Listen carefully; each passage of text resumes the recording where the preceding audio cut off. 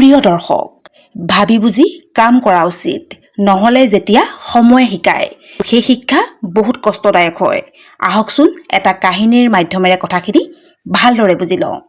এখন চহৰত দুৰ্লভ নামৰ এজন ল'ৰাই নিজৰ মাকৰ সৈতে বাস কৰিছিল। দেউতাক সি সৰু থাকোঁতেই ঢুকাল। মাকে পেঞ্চনৰ টকাকেইটাৰে ঘৰখন কোনোমতে চলাই থাকে। তাৰ আচৰণ একেবাৰে বেয়া।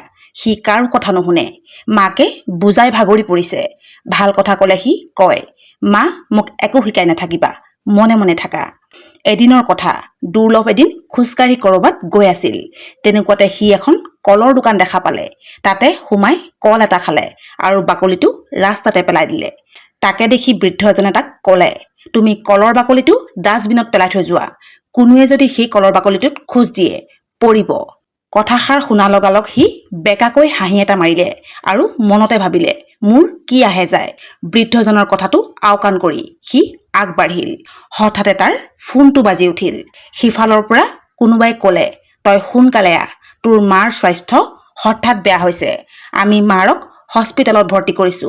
কথাষাৰ শুনিয়ে সি ভয়তে তৎক্ষণাত ঘৰৰ ফালে দৌৰি যাবলৈ লওঁতেই ধাৰামকৈ জোৰেৰে পৰি গ'ল। দুখ আৰু বিষত চিঞৰি উঠিল। তাৰ ভৰি ফ্ৰেকচাৰ হৈছিল। তাৰ জোতাৰ ফালে চকু পৰিল। জোতাৰ তলত সেই কলৰ বাকলিটো লাগি আছিল, যিটো কলৰ বাকলি সি খাই ৰাস্তাতে পেলাই দিছিল। লগে লগে সি নিজৰ ভুল বুজি পালে আৰু অনুতাপ কৰিলে, যদি মই সেই বৃদ্ধজনৰ কথা শুনিলোহেঁতেন, আজি মোৰ এই গতি নহলহেঁতেন।